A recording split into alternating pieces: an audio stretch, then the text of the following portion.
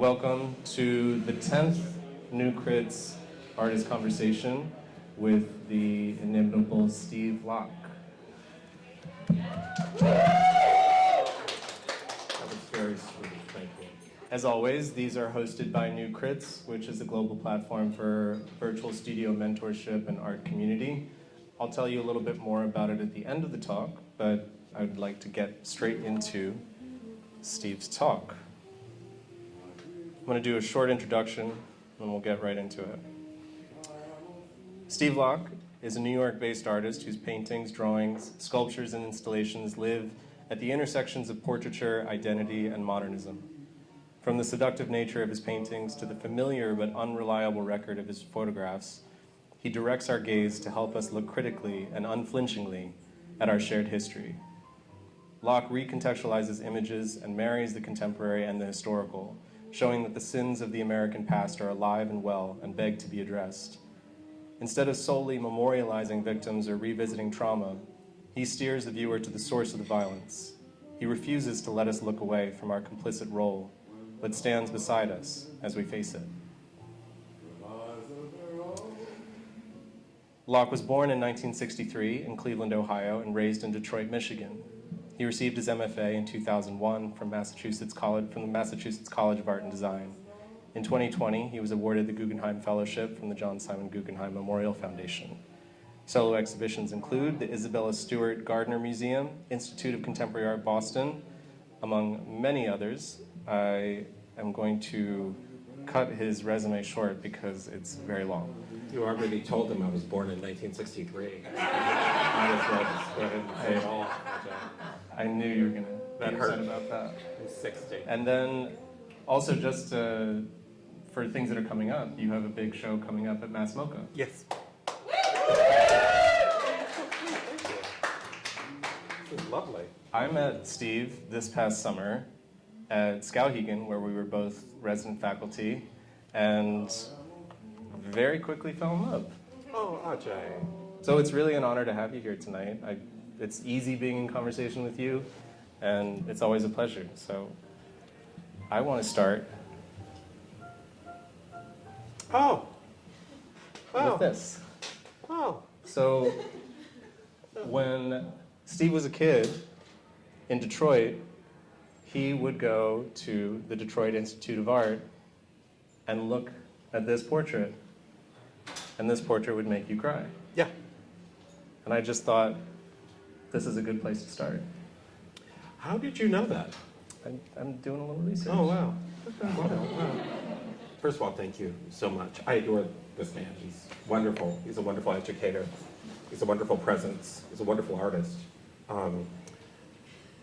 So this painting is, Vincent van Gogh's Portrait in Yellow Hat, and it's in the collection of Detroit Institute of the Arts, which is sort of my home museum collection. And I did not have the best childhood. It wasn't great. And so I used to skip school and go to the museum by myself. And I must have been like 10 or 11 years old. It was right after my father had died. And I think about it now, like, it's this 11-year-old person, like, don't you know, just like walking through the museum. But yeah, that was not uncommon I used to take the bus to school by myself. Did you see any other 11-year-olds at the museum? But then again, I wasn't like, I thought that I wasn't really interested in the other people. Mm-hmm. I was like, I need to be doing this. I had a very clear feeling about that. What turned you on to that world? Like in Detroit, because every school kid in Detroit goes to the museum. Uh-huh. And the museum was so unlike my home life. It was beautiful, and there were beautiful things, and people took care of them, and it wasn't just that, kids in school are interested in the mummies or whatever and stuff like that. I was just like, how the fuck do you do that? I was looking at the paintings, how do you make the water look like water? How do you do that? That's amazing, right? And then I think my favorite, there's a William Bouguereau painting called The Nut Gatherers in that collection. And that was my favorite. It's look it up. But it was my favorite picture. For the longest time I would go there just to look at it. And it's these two women, and they're on a lawn, and they're gathering nuts. And it's this sort of romantic idol painting, right? It This is like little black kid from Detroit, Michigan. I was just completely in love with this picture. Because it was, and also like when you learn later, it's sort of like about the relationship between France and Germany and like those kinds of things that are symbolically happening in the painting. But I didn't know that as a kid. I just thought like everything was so beautiful and quiet and safe and placid that I was so into that image. And one day, and you know, Bouguereau was French, and so I'm walking through the museum, and I came around the corner and I saw the Van Gogh. And the Van Gogh was in a vitrine, so it was like, it was in the middle of the room, so it was like a head in a box, right? Oh. And it was a little bit higher than, a little bit taller than me, so I was kind of looking up at it. And I felt like he saw me come into the room. Like I didn't realize that it was a painting until I got up to it. And that's what made me cry, because the gaze in the painting for like this like sort of really very lonely, self-involved child was very reassuring in that space of the museum. Like I felt like he was someone who saw me and knew me. This is all completely like some sort of weird fantasy in my head or whatever, but it felt very real at the time. Totally. Yeah. And I just started to cry. And one of the guards came over and was like, "Are you okay?" And I just was, I wasn't hysterical, I just couldn't stop crying. You know? I wasn't like, I was just like, just tears were just streaming down my face. And he said, you know, "Where do you live?" And I called my mother, and I got in a lot of trouble and all this sort of stuff. And my mother told me I could go to the museum, but I couldn't skip school anymore. Sure. She said I could go anytime I wanted. She would take me, but I couldn't skip school.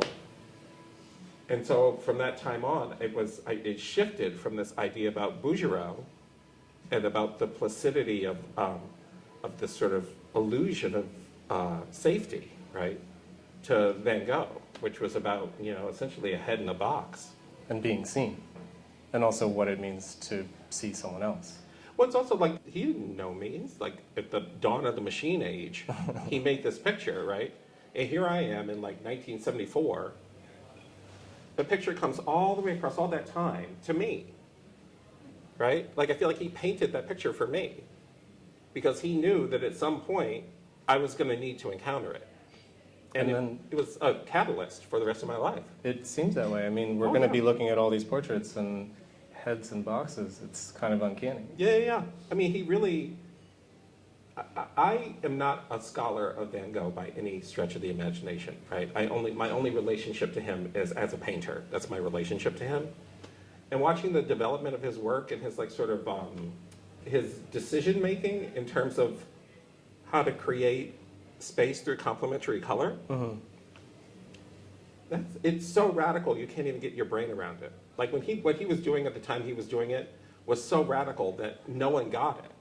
Right? And we take it for granted now, right? Just like the idea that you could hold an entire room with a 10 by 10 canvas. Right. Like it's a small painting. It's a little bit smaller than a human head. Right. And so like when I was in graduate school, it was like, oh, you have to make a big painting. Everyone was making these big paintings. I was like, where am I going to put this? Like, it's huge and nobody wants this, you know? And in my thesis show, I had like these 5 really big paintings. And then I made one painting that was 10 by 10. That was a painting of my friend Brian with his eyes closed. And it was like, it was a showstopper. That was the one. Yeah, small painting. And I thought, you know what? Everybody, I don't have to do that. I don't have to make these sorts of grand, gigantic, ego-driven paintings. Were you starting to do commissioned portraits around that time? I was doing those when I was in graduate school and a couple of years after, because I had this idea that I was going to be a portrait painter, like a real one, not like a Hindi Wildey or something like that, like a real one. No, I didn't mean it like that. No, you guys, like, I meant like, do you know who painted the official painting of Michelle Obama? The official painting. It's not Amy Sherrill. I don't know. That's a portrait painter. I see what you're saying. Because Okay. a portrait painter, you never know who they are.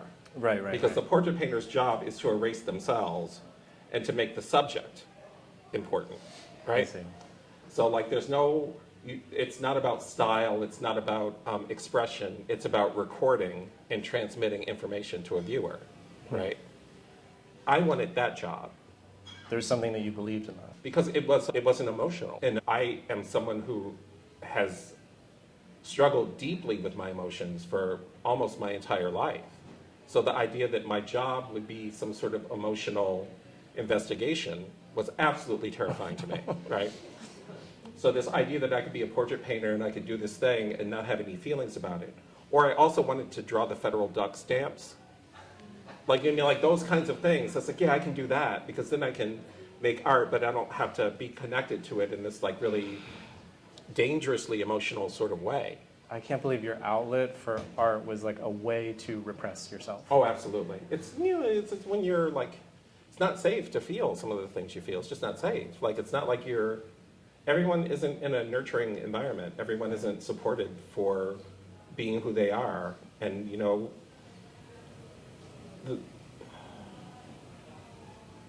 things don't always go the right way. Yeah. They just don't.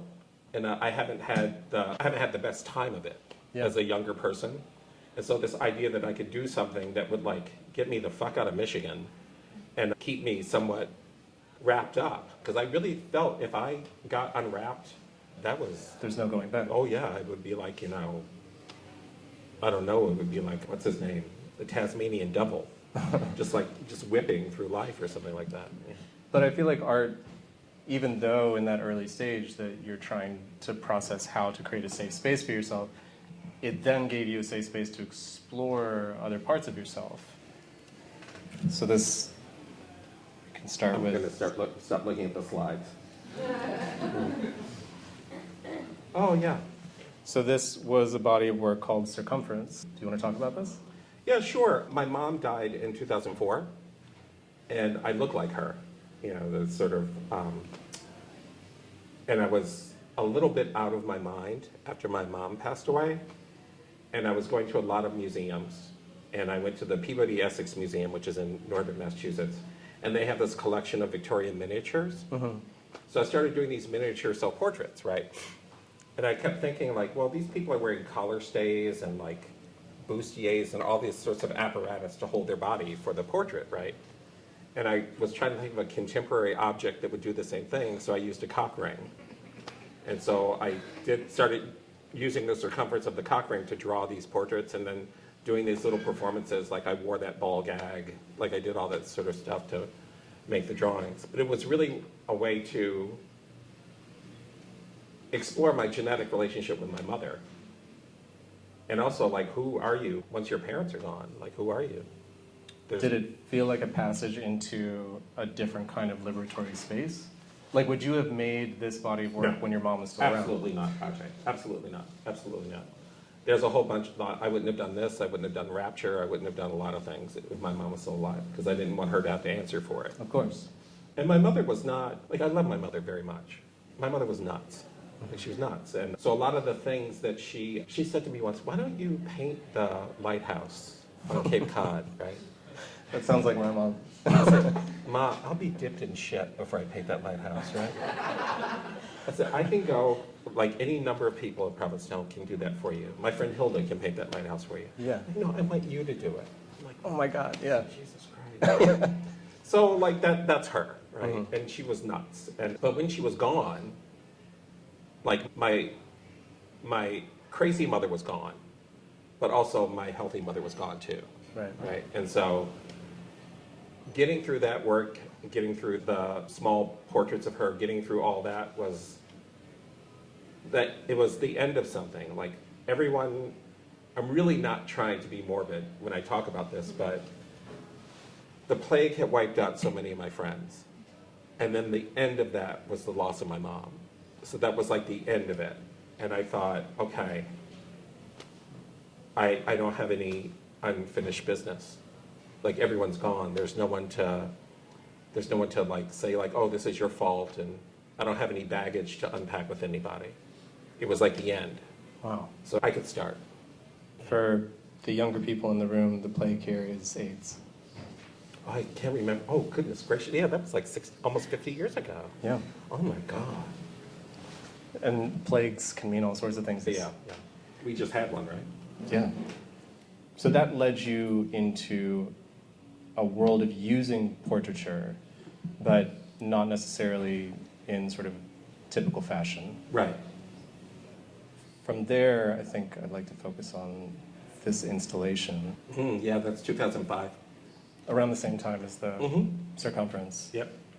And when you're talking about that Van Gogh portrait, it seems like so much of what you learned from that early moment is acting itself out here as a way to free yourself. I want you to tell me more about that. It feels, and you could, I mean, it's, No, it's I your don't life. know. But I'm curious, like, when you're talking about that moment of being seen, this is a room of images that you're collecting from all over, where it's the process of being looked at, being seen, and looking. Oh, right, yeah. And that in order to feel safe enough to have that carry a sexual charge, you have to first feel safe in the room. Right.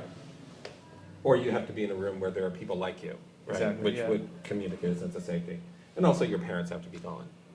Maybe. Yeah. For me, that's what Yeah, had to yeah. happen, you know. For me to actually have like a sort of sexual life, a public sexual life. Like, you know, my mother never talked about my boyfriends. She always said, your friend.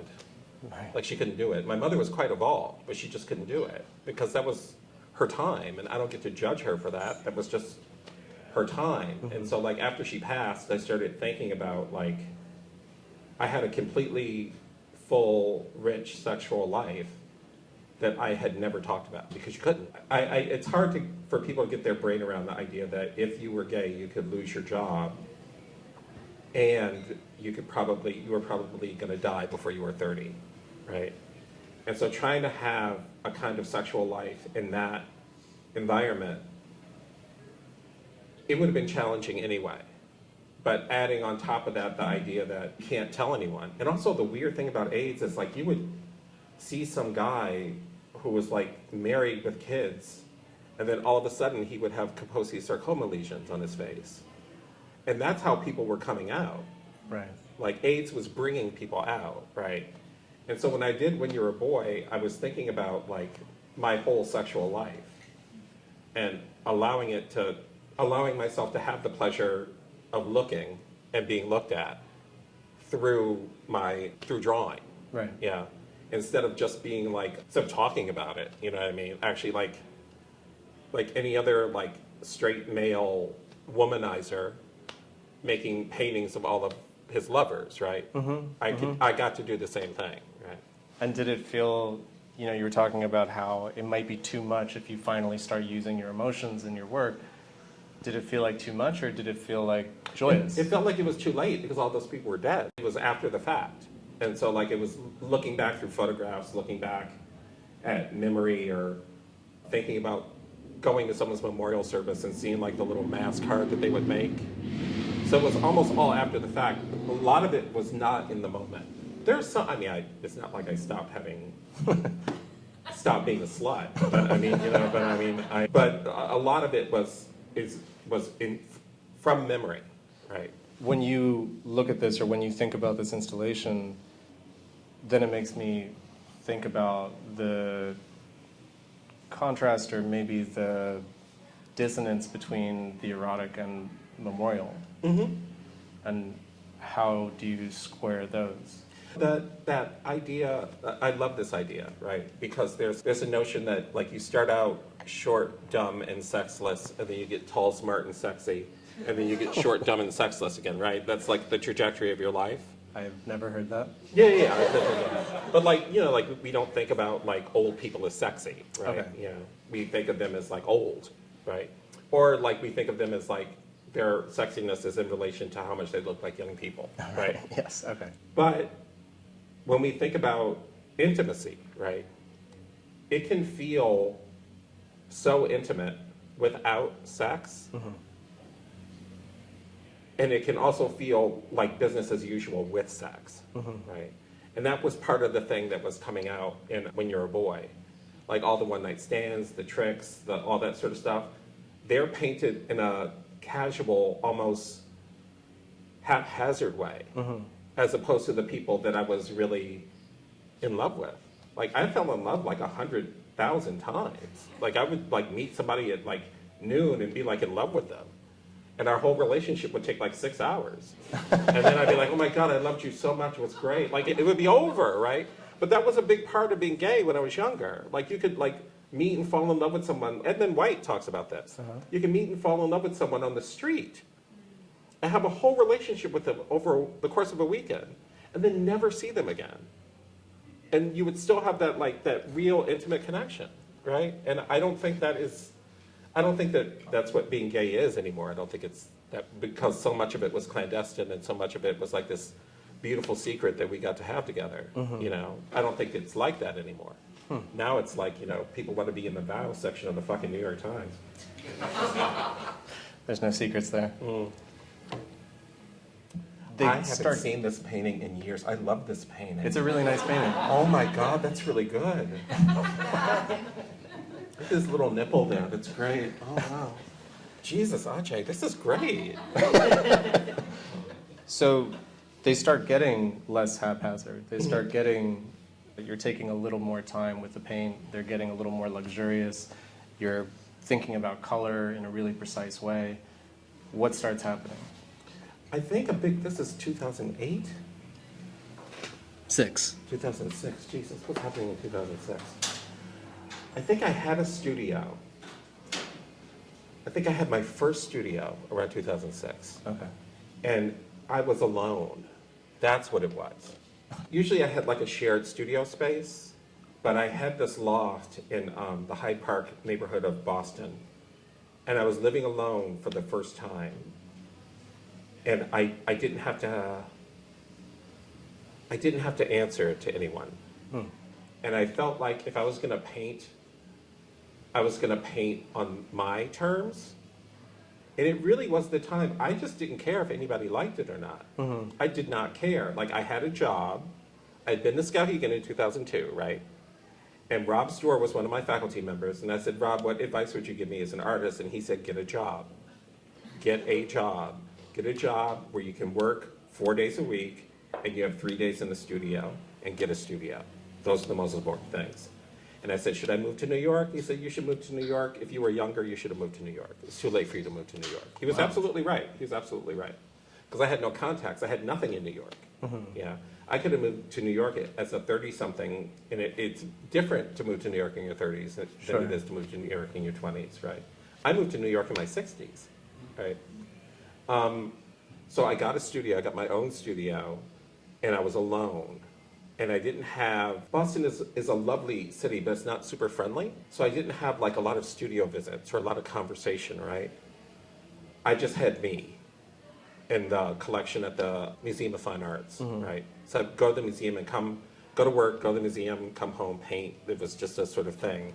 And I really got into this groove where I started to really focus in on what made these men so attractive to me.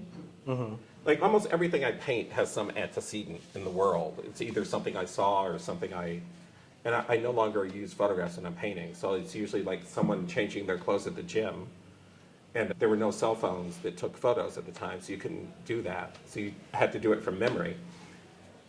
So the thing that made these people, I started focusing on the eroticism of the gesture, and not just like people fucking or whatever, but just like the way he's like, that sort of way you could tell his like tummy is really stretched up because he's reaching for the back of his sweater. Yeah. And there was something so sexy about that. And that's what I started to focus in on. Just the gesture of it. Another gesture. This seems, I mean, there's as much in the body as there is in the way these these glances are being exchanged. This seems to add another kind of... Well, the guy in the back is gay. He's standing like a homosexual. Like, look at, like, that guy looks gay, doesn't he? He does. Like, I'm not making it up. Who stands like that?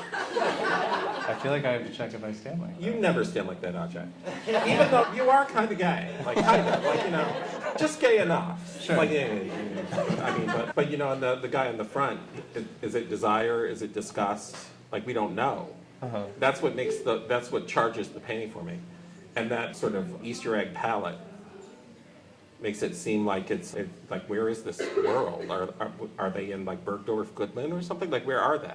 Well, it's interesting because when you look at where the figures are, there's some sense of a believable reality, and then as soon as you start shifting to the left, it falls into this existential realm. It just goes back into the distance. Right. This wall has no depth. Right. There's these things that flatten space, and then you realize this is a picture, and there's a lot of things happening in the picture. Right, and there's like, there might be something solid here, but then there might be something possible over here. Right. Right, and that's what I think it means to be alive right now. Like, we could do the solid thing, we could do that, or like maybe another kind of relationship is possible.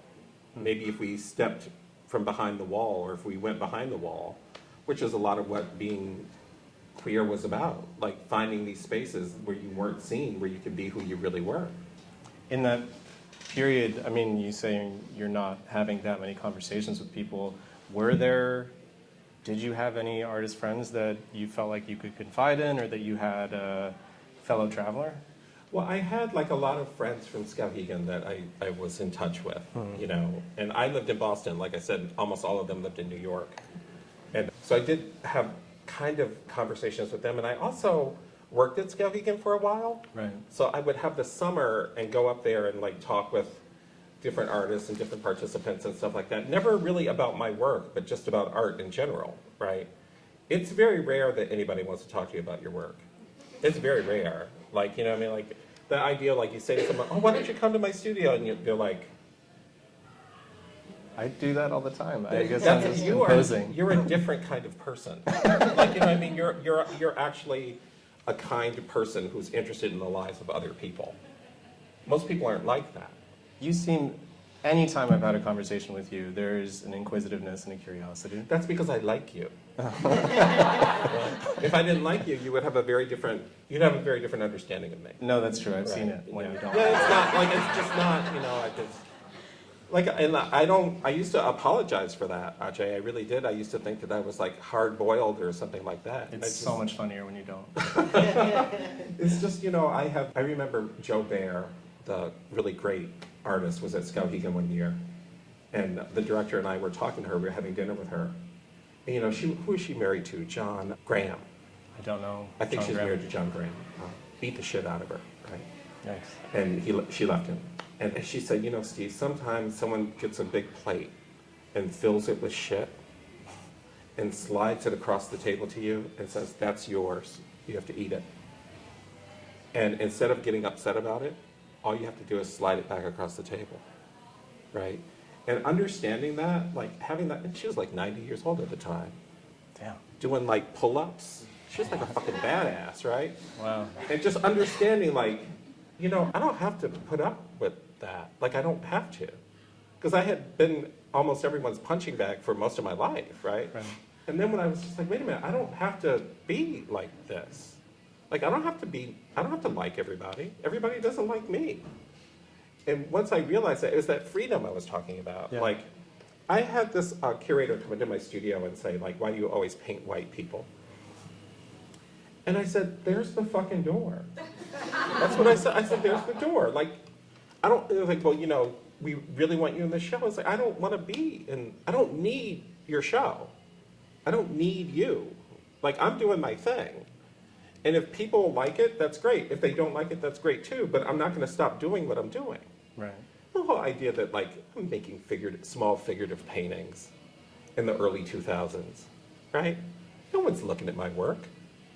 No one's thinking about me. They're all thinking about, like, you know, Damien Hirst and YBAs and like all that sort of nonsense. Right. Like big, wonderful painters like Matthew Ritchie and stuff like that. Like all sorts of amazing cosmic stuff going on, right? They're not looking at like me with people with their heads cut off. No one's looking at me. I could do whatever the fuck I wanted. So it felt like freedom to you. Oh, it didn't absolutely. feel like you had to try to find a place for yourself. No, because I knew I was a better painter than most of them. I know how to make a fucking painting. Like, I know what I'm doing. Like, it's not like, oh, here's the brush, and I don't know, and oh, it's gonna happen. Like, it wasn't that. It was never that. I was fucking trained. Did it give you some sense of self to appreciate it not only as art with a capital A, but also art as craft? I think that I had this big fight with a former friend of mine who said to me that anybody Push the should... plate. Huh? You pushed the plate away. Yeah, I pushed it onto them. Because he said, like, you know, Steve, it's not that hard to paint a portrait. And I said, dude, like, I think it's really hard to make a painting of nothing. I think that's really hard. And I give you props for being able to do that. I really do. I really do. I think it's really amazing to make a painting about absolutely nothing and then invent a meaning for it. I think that's great, you know?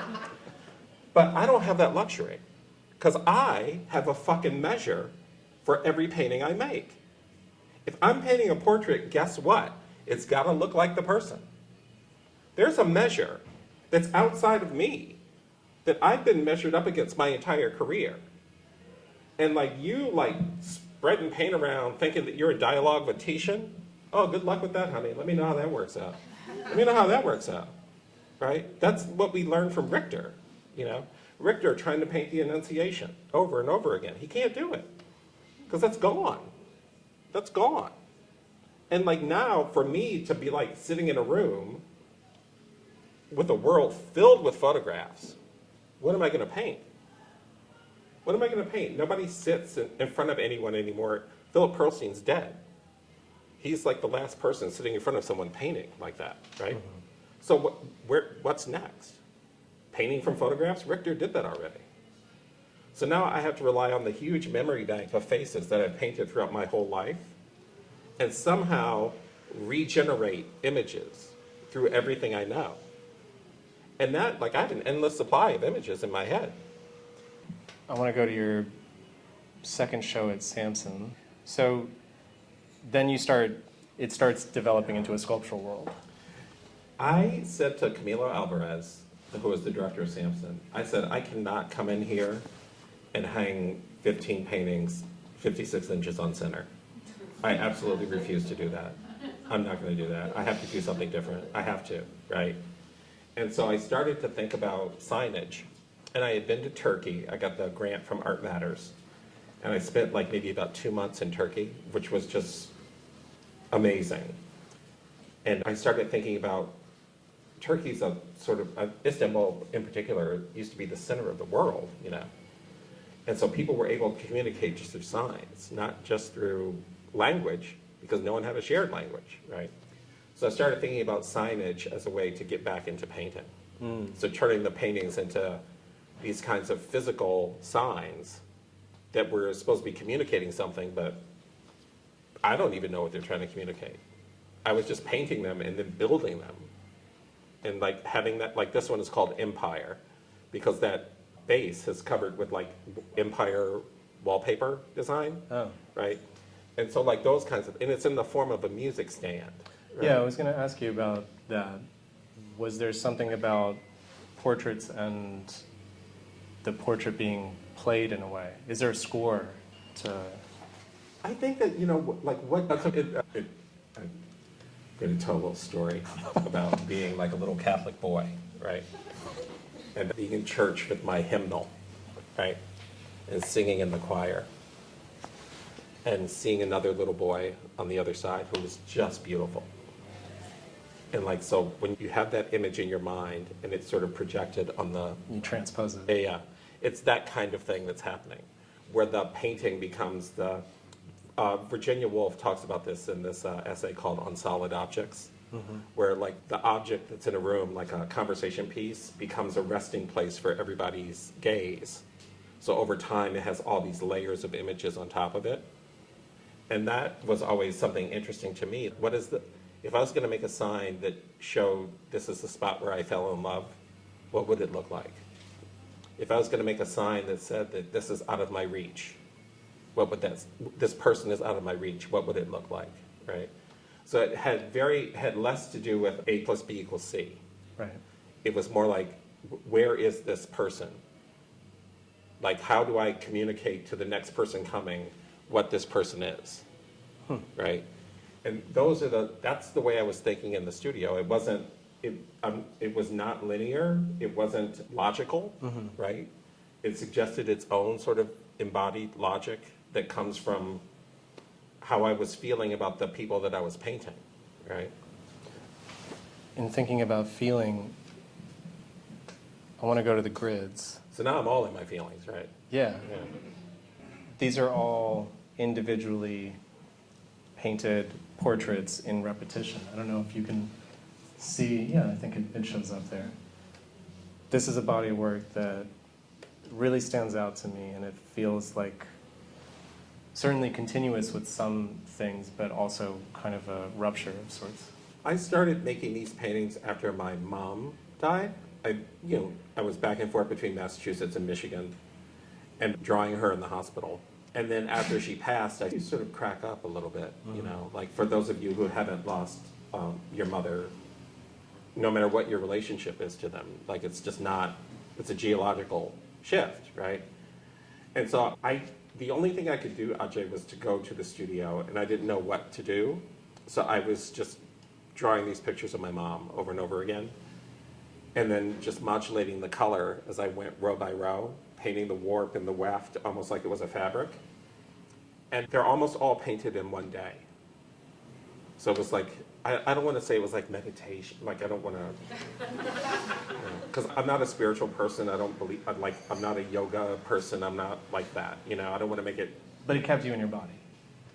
Like you were doing something physically strenuous. There's no way out besides being in your body. Yeah, and I don't want to make it some sort of like, I don't want to make it more than what it was. Like it was grief, and it was a practice of grief, right? But it wasn't like, it wasn't healing or like any of that stuff. It wasn't, it was just what I had to do to get through the day.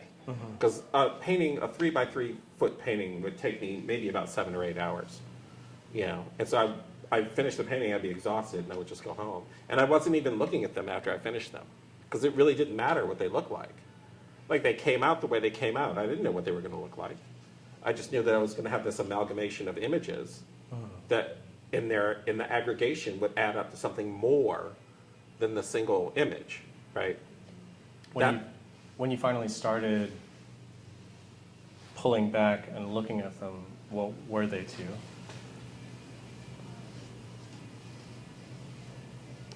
I was just the viewer of them. It wasn't about my mom anymore. They just did what they did. Like if you have eyes, the paintings work. It's sort of, people are like, can I see a magic picture? Or like whatever, you know. People don't know. They just say whatever comes to their fucking minds. But they vibrated physically because of the optic color mixing. And there's no special paint. There's no, it's just regular oil paint next to other color, you know. So in some ways it goes all the way back to Seurat. But in other ways, it was, the whole investigation came because I was trying not to go out of my mind with grief, right? And so when I look at them, I think, oh, that's a really nice color. Like I wasn't thinking like, oh, this is a composite of my mom. I wasn't thinking of them that way. Right. They were doing to me what they did to any other viewer, and that's how I knew they were art, because they weren't about my personal stuff anymore. Right. They were just doing what they do as objects. Did it help you let go? No. I'll never get over that. Like it's, you know, my mom was nuts. Like and I don't say that in a sort of like wacky mom sort of way. She should have had care that she never got. And you know, it's good. Like it's good. I'm in therapy. I do all this sort of stuff I'm supposed to do. But I remember I told this story at Skowhegan. I had behaved really terribly to a boyfriend, like really badly. And he, like, we broke up, and he said, you know, all these things that were true about me, and never went to see me again and stuff like that. And I told my mom about this, and I said, Mom, what do I do? How do I make it up to him? And blah, blah, blah, blah, blah. And she said, first of all, you leave him the fuck alone. And second of all, you live with what you did. That's what you do, right? So she was really kind of hard-boiled in a way, which I admired. But contrast that with, like, that kind of embodied careful assessment of my behavior with years of like neglect at the same time. So that's the thing, right? A tremendous amount of love and a tremendous amount of loss embodied in the same thing. I think anyone who says that they can get over that is lying. I think that's a lie. And I think it's okay to not get over it. I think it's okay. I love my mother desperately. I love her with my whole heart. She was very sick. And two things can be true at the same time. Absolutely. And that's the thing that is sort of that's missing right now. People are either all good or all bad, or they make a mistake and then that's it, right? People are more than the worst thing they've ever done. Definitely. Yeah. Your titles are really telling to me. You Don't Deserve Me is the title of that show.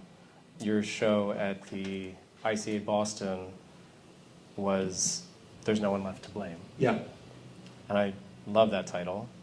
And when I hear the phrase, there's no one left to blame, there is something about letting go or making peace at least. And I wonder if there is a back and forth between making peace and stirring shit up. Oh, okay. Yeah. Yeah. I mean, I can see, I understand what you're saying, and I don't disagree, right? And by stirring shit up, I also mean like, okay, so I'll switch to this really briefly, or not briefly, but I just want to give it context. We have these public projects. I saw that painting last week. It's hanging in front of my house. I just saw that painting. Okay. Oh, yeah. That's my mom. When you told this story at Skowhegan, it kind of fucked me up. It sort of troubled me. Yeah. And yeah, if you could talk about this project. Well, my mom died in 2004, and she worked in healthcare. She worked in billing for healthcare, for Medicaid, Medicare, and stuff like that. And she worked for a Catholic organization. My mom was very devout Catholic, whose mandate was to look after single mothers and children. And my mom got lung cancer, and she was in the hospital, and she had surgery. And she came back to work, and they fired her because they said she was sleeping at her desk, and they accused her of being on drugs. And a lot of like really sort of horrible stuff with a tremendous lack of care for someone who had just been in the hospital. Like they acted like she was just goofing off at work, right? So they fired her, and maybe about 18 months later she died. And so in Catholic tradition, like when someone dies, you make what's called a mass card, right? Which is a photograph of the person. And this is like my mom's studio photograph when she wanted to be a model when she was younger, right? So she's maybe about 28, 29 in that photo, right? And it's his little photo of the person, and on the back there's a prayer, like a dedication to St. Francis or the how to say the rosary or something like that. And so I made a mass card for my mother, right? And I sent them out to all of her friends, right? Which, you know, you're supposed to do. And then I sent them to all the nuns in the order that was the superseding order for the organization where she worked. I sent them to all of her coworkers. I sent them to all of her doctors at the hospital. I sent them to everyone. And I did this every year for 5 years. And then I did it every 5 years. So I think my mom will be gone 20 years this month, right? I don't know if I'm gonna do it this year because the efficacy of the mail has changed. Mm-hmm. There's something really amazing about the fact that you can write some information on a piece of paper, and by law, it has to be delivered to you, right? By fiat of the most powerful government in the world, right? That has to be delivered to you. And if someone has it and they do not deliver it to you, it is a felony, right? Interference with the mail is a felony, right? That has sort of changed because of Trump and what he did to the Postmaster General and stuff like that. So the efficacy of the mail is not the same. So I don't know how I'm gonna deal with the 20th anniversary. I'll probably I don't know.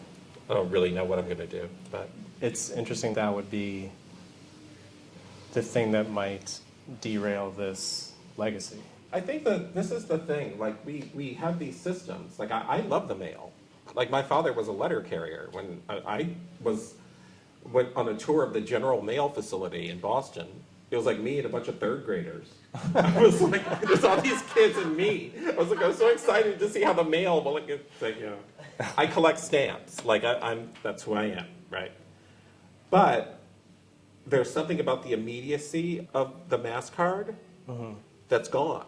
Like I found out that my friend Popel had died by Instagram.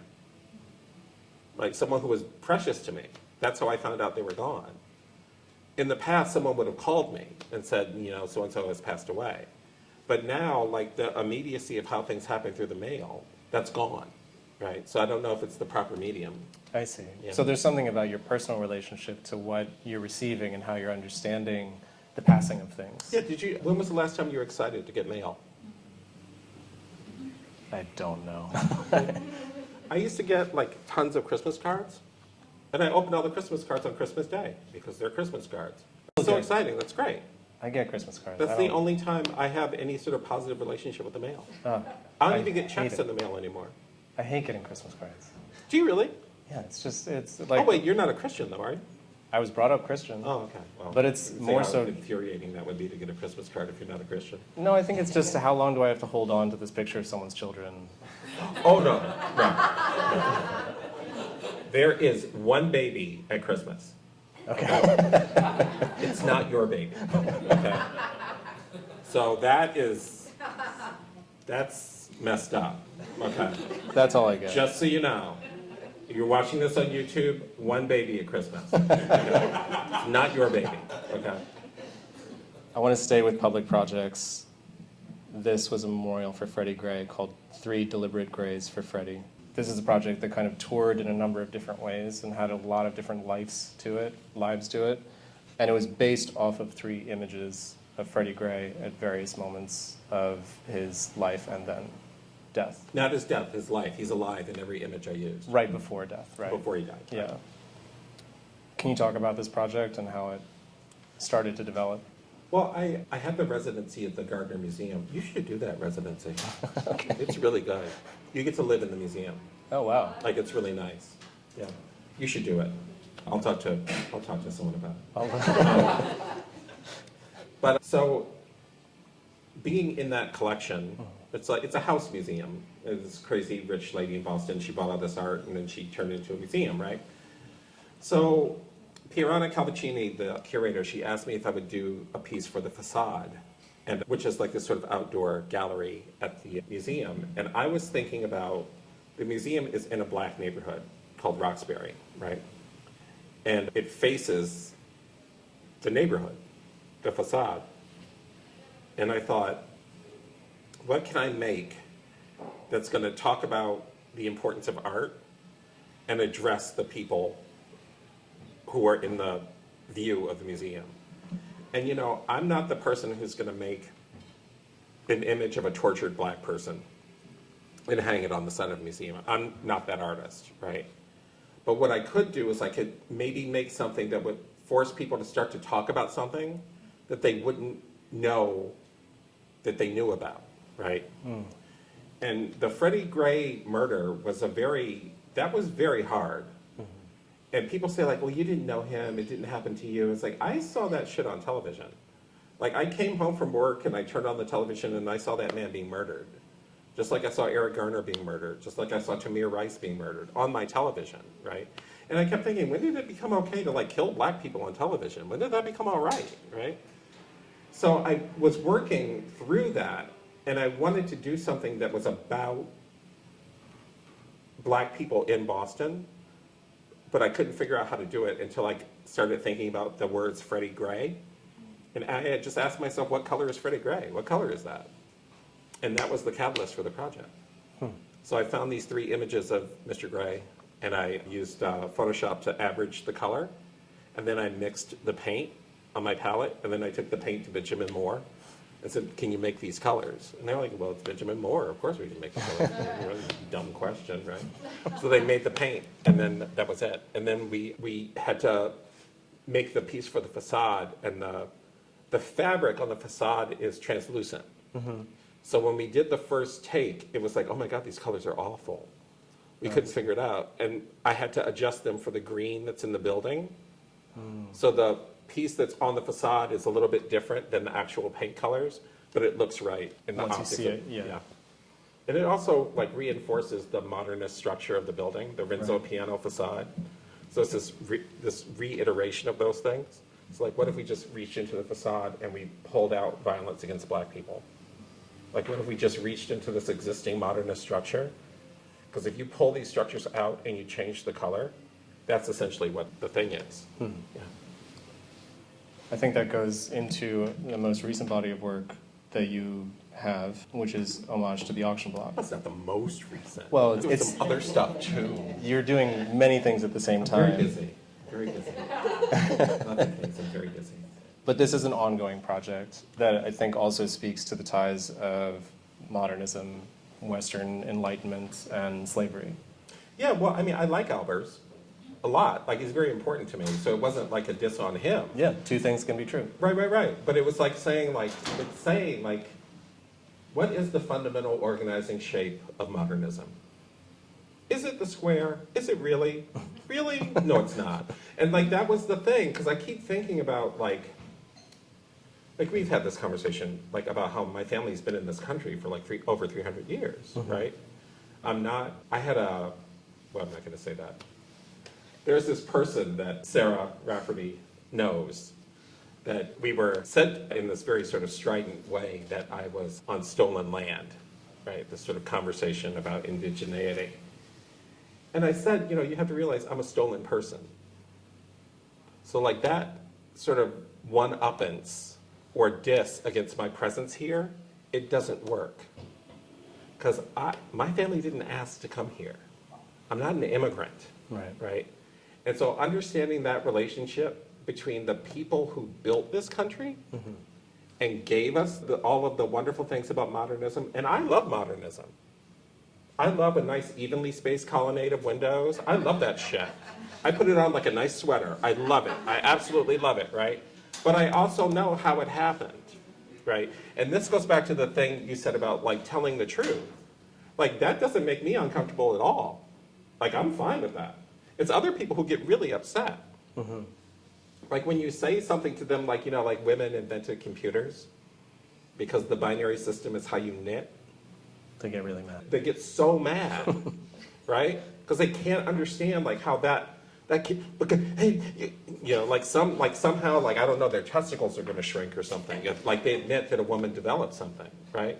But this whole idea that we have a country because of the labor of black people, because of the breast milk of black women, and everyone knows it. Everyone knows that like the white supremacists never thought that black people were savages. They never thought that. Otherwise, why would they let them raise their children? You're not going to give your child to a savage to raise. You know that's a human being. You know it. But you want to do this like dance and have this sort of carnival story. And then get mad at me when I don't want to participate. You want to get mad at me when I claim everything that this country has to offer. Oh, Steve, why are you looking at Western art? I live in the fucking West. Where do you think I'm from? I mean, it's crazy, like I'm supposed to have some sort of weird relationship to Africa or something. I'm not, no, but really, people look at you like, oh, you have some secret connection to African culture. Like, no, I don't. I'm a black American. I have the culture that was created here in this country from the remnants of all these people who were stolen. That's my culture. And it's the culture that has taken over the entire world. You don't have America without black people. This is something that you've talked about with Helen Molesworth, where I'm curious about this because he always gets this cute little smile. I'm curious about that. Now I've lost my train of thought. I'm sorry, sweetheart. I'm sorry.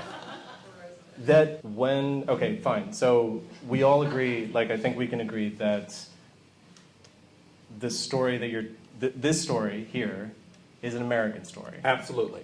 And it's one that can be understood by anybody and everybody. Right. And there's a moment in your conversation with her where you have beef with the idea that there are some things that can't be understood, that when somebody says they can't understand the perspective of a black person in this country today. Mm-hmm. And it's not that I disagree with that. I think that that it's available to translate these stories. However, I do think in the way that, let's say that I'm talking about my family. Mm-hmm. I can tell you about my family, but you're not going to know my family the way I know my family. Does that make sense? It does. I just don't think that's true. Every unhappy family is unhappy in a different way. Like, is Tolstoy wrong? It's not that he's wrong. I'm not saying that any of these things are unavailable or impossible. But that's the work of great art, too. But this is my thing, right? I never thought I was special. I never thought I was unique. I never thought that. I wasn't brought up thinking that about myself. So I never thought that what happened to me was sui generis. I thought I was garden variety just like everybody else, right?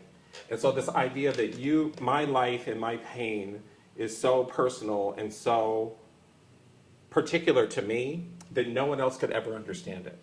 And I never believed that. I think the idea that it's beyond translation or completely impossible to share, absolutely. I agree that there's always the ability to share that story, ability for somebody to either comprehend or, miscomprehend that. Mm-hmm. But there are levels of closeness, too. I don't... Insofar as if you're making work from a deeply intimate place, it's because you have a particular knowledge that gives you some sort of ability to show us something. I don't know, Ajay. I think that I'm an artist. I don't think that gives me any special insight into anything. I really don't. I just think it's my job, right? I don't have I really, and maybe this is like a problem that I have personally. I think it's really dangerous to think that no one can understand you. Mm-hmm. I think that's really dangerous. And I also think it's just not true. And I think that there's a way in which people want to, how do I say this? It's really painful for people to be just like everybody else. Like, it's really painful. And I had this conversation with students a couple of years ago, and they were talking about the importance of their story and blah, blah, blah, and all this sort of stuff. And I said, have you ever walked through a cemetery? There's all those stories in that cemetery that no one knows. No one's going to know those stories. No one's going to know them. You don't even know who those people are. And think about all of the people over time who are lost to us. Like, the idea that your story is important and that it's unique and that no one's ever experienced it before, I think that's really kind of nuts. I really do. Because I think that Terence, the Afro-Roman poet, I'm human and nothing human is alien to me. Like, if I can't reach out from the depths of my humanity to someone else from the place where we're both human, then we're fucked as a species. We're just, oh, you can never understand it because you were never this. You can't understand my struggle. Well, what makes your struggle so amazingly different than anybody else's struggle that ever lived? No, really, tell me what. Well, you don't. I had this one person say to me, like, they were saying that gay people were now had the same status as black people in the 50s, right? They were trying to make this analogy, right? And I said to them, so when Europeans came to the gay country, right, and kidnapped the gays,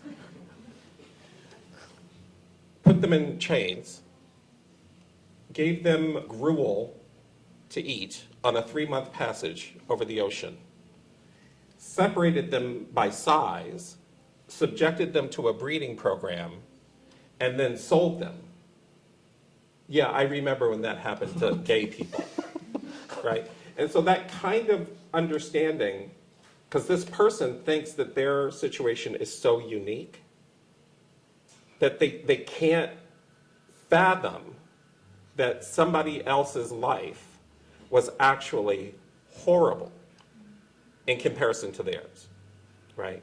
Everybody wants their pain to be recognized, and I get it. I get it. There's a lot of pain out there in the world, right?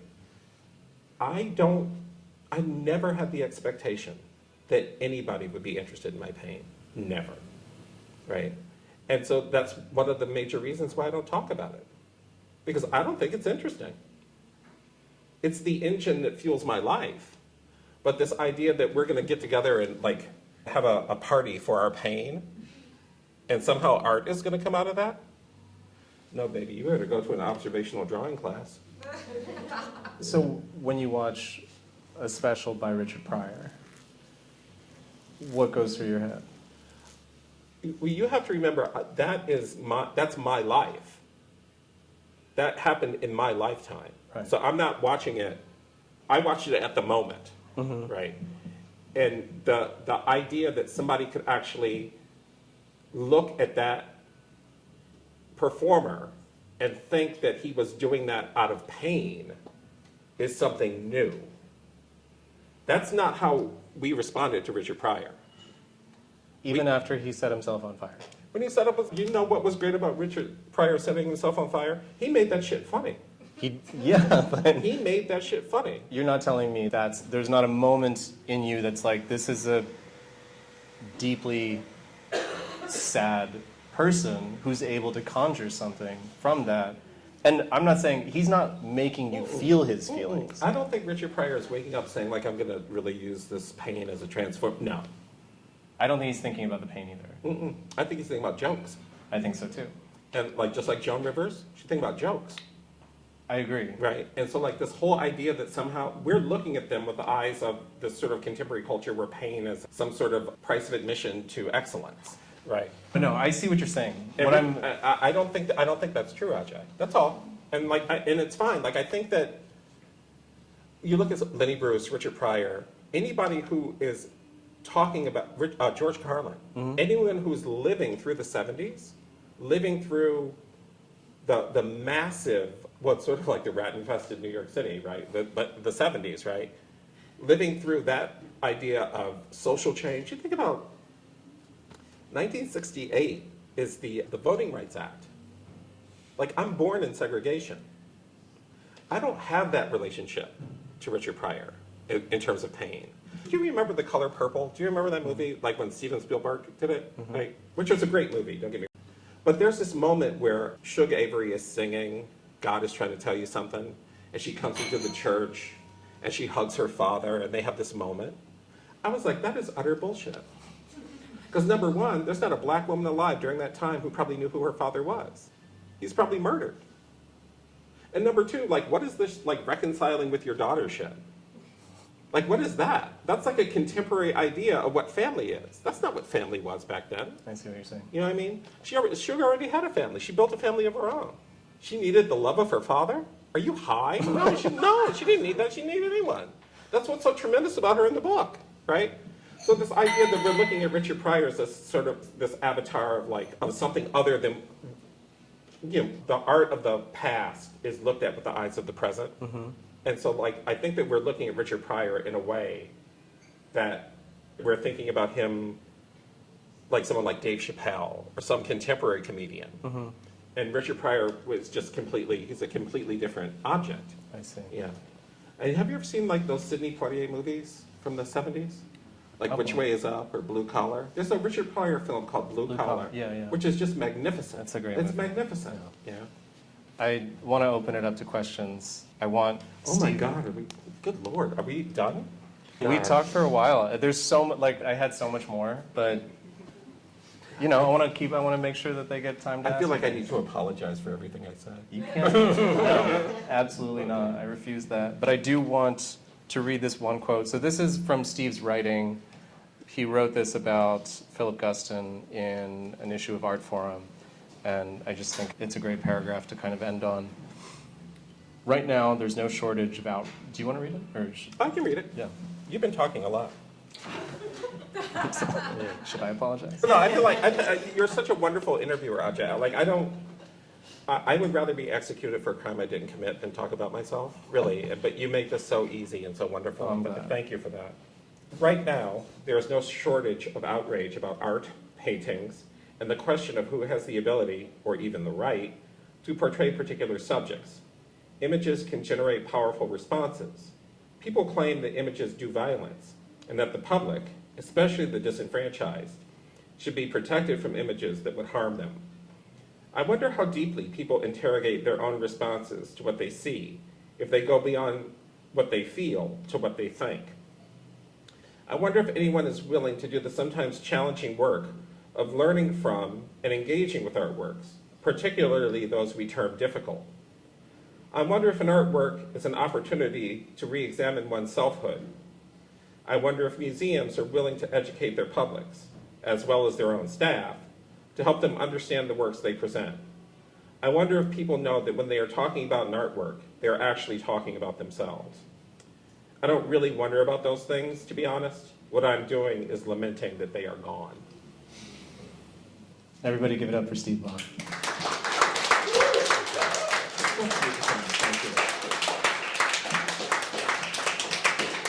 Yes, go ahead. Do I think that if there's no uniqueness, do I think that artists need to be celebrated? I don't think that.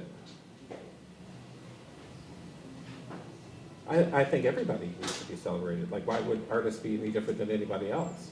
So is everyone special? Well, if everyone's special, then no one's special, right? It's the exact thing. No, like, I had a boyfriend who said, you know, I love everybody. It's like, no, you don't love anybody. Because you can't love everybody, you know? But I think that this idea of, like, should plumbers be celebrated? Right, yeah. So why shouldn't artists be celebrated? If the artist is a worker, right? Let's stop the artist from being like some sort of spiritual communicator or some sort of avatar for the Lord or whatever. If the artist is just a worker, right, which is the way I came up, right, then why wouldn't a worker be celebrated? Who are your favorite workers? As artists? You know, I always get in trouble when I say this because I never name anyone who's alive. And people get really mad. They think I'm like trying to shade all the contemporary artists. And I'm really not. I Like, think you're safe. Okay. I love the work of E.J. Hill. He's alive. I'm going out on a limb now, talking about people who are alive. Oh, she has a show up right now at Marion Boski. Danielle McKinney. Yes, I love her paintings. Exquisite. Exquisite. Josephine Halverson. Isa Genskin. That's one of my favorites. You know, I came around to it. Like, I didn't really get it for a long time. And then when I started to make objects, I was like, oh, okay, yeah. And Piero della Francesca. Good ones. Yeah. Any recommendations on favorite books about art? Well, if you're interested in Joseph Albers, What? are you interested in Joseph Albers? I've written his name down. Okay. Albers was a really great teacher, in addition to being a great artist. And there's a wonderful book about his teaching called To Open Eyes. And it has all of his curriculum and his drawing class that he taught at Yale and examples of like student artwork. And it talks about his teaching philosophy and all that sort of stuff. And I'm trying to think of another book on, there's a book by James Elkins called What Painting Is, that if you're interested in painting as a, not just as a practice, but as a metaphorical idea, it's really great. Yeah. Mm-hmm. I don't have any books, so I mean, I wish I had written a book, because I recommend my own book. My book is actually quite good. Yeah. From a painting standpoint, right? Take a painting of two people, right? The space in between them can be very small or very great. And I've said this in lectures before, sometimes you can, you know, when you're in love with someone and you're at a party, you're at a big party, right? You know exactly where they are without even having to look for them, right? Because the space between you is so small. right? And by the same token, you could be in a faculty meeting with someone you hate and sitting right next to them, which is something I have to look forward to when I go back to work. But, yeah, I said it. But and the space between you can feel so vast, right? And I think intimacy works the same way. And as a painter, I get to that through gesture, through color and shape. Like, what's the shape of the love that I have for you? What's the shape that we make together? And when we make a shape together, that becomes the third thing in the painting. So there's a person, a shape, and another person.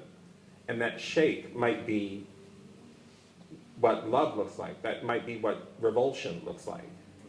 And it might have a particular color, right? And I think you see this in someone like, Betty Woodman, who was my teacher at Skowhegan. Because she started with shape. So, all right, we have this shape, now what color can this shape be? That's one of the reasons why I don't usually talk about it in that way, because I don't want that baggage. I don't want that with the work, right?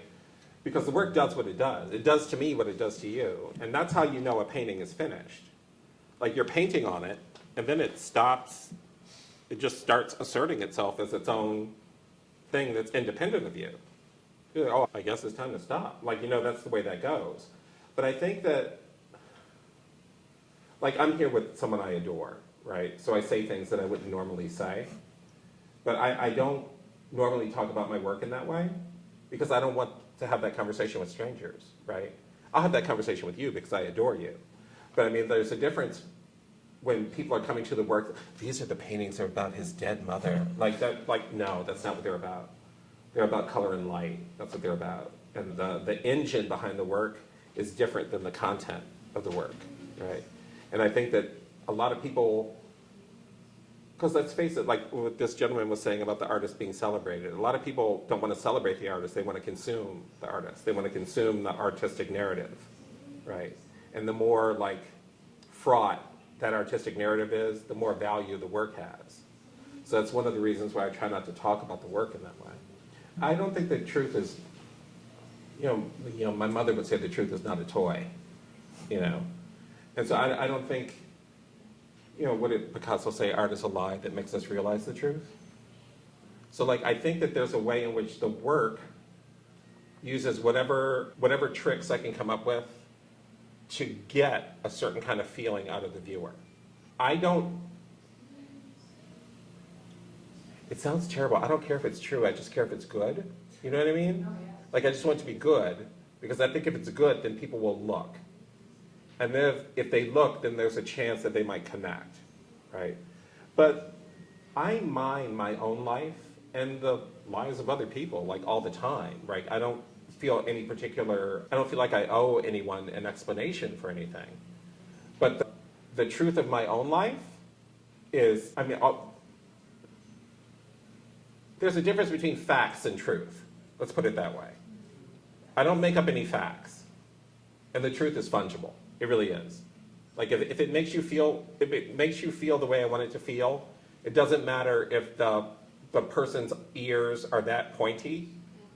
If it gets you to the point where I want you to think, I've used President Obama's ears in so many paintings, right? Because it just makes a particular kind of shape that's necessary for the painting, right? The person didn't look like that, but I was able to stretch the truth in order to get the feeling that I wanted. But the raw physical facts of things, I don't mess with those. I think it's really hard to be alive right now. I just think that the contemporary life is very hard, right? And I think it's hard for a lot of people who were able to give voice to it, right? What do they say? Like, if you've been the oppressor for a long time, when people start to have equality, it feels like you're being oppressed, right? Mm-hmm. So there's a sort of thing that has happened, right, where people have started to talk about the real experience of their lives, right? And a lot of this I blame on the Trump administration and all this sort of stuff, where people who are being murdered, are actually speaking up for their own lives. So you have a lot of, to pick out one example out of the many, but the way that trans women have been speaking up about what their lives are like how they face a tremendous amount of intimate partner violence, right? That's a real problem, right? For people who don't have that problem, in my experience, they think that those people are getting attention that should be going to them, right? And so when you have that happening, you have this sort of need for attention. So that means that you have to come up with some sort of unique way of appearing to other people. And uniqueness, pain as uniqueness, has become the currency of social media, right? And social media has really affected a lot of what has happened. So you see someone like Marjorie Taylor Greene wearing a t-shirt that says "Say Her Name," about like this poor woman who was murdered by an undocumented person, allegedly, which is appropriating like all of these black women, Rekia Boyd, Breonna Taylor, all these black women who have been murdered, right? Because you don't talk about their pain. We have to talk about my pain, because pain is the only currency, right? And I don't think that gets us anywhere. I really don't. And I think that I really wish everybody was a star. Like, I really wish everybody had like a star on the Hollywood Walk of Fame, and everyone could get Ozempic, and everyone was like, I really wish that was great, and everyone could feel like they were better than everyone else. But no one is better than anyone. That's the thing. Like, I'm not better than anyone. My pain certainly doesn't make me better than anyone. The only thing that makes me better than other people is this jacket. That's really it. That's really it. Yeah.